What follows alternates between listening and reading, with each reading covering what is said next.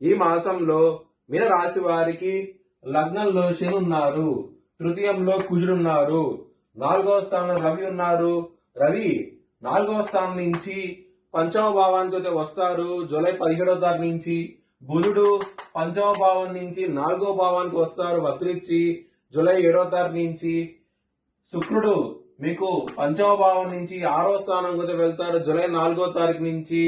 గురువు 5వ భావంలో ఉంటారు, 6వ భావంలో కేతు ఉంటారు, వ్యయ స్థానంలో రాహు ఉంటారు. ఇది గ్రహస్థితి. మీన రాశి వారికి ఇలినాటి శని ఉన్నది, కానీ గురు బలం అనేది చాలా బాగున్నది. దాని మూలంగానే మంచి ఫలితాలు ఉంటాయి. చెడు ఉన్నా సరే మంచి ఫలితాలు కూడా ఉంటాయి. కానీ ఇక్కడ తృతీయంలో కుజుడున్నారు, శని దృష్టి కుజుడి మీద పడుతోంది, ఇబ్బందులు అవుతూ ఉంటాయి.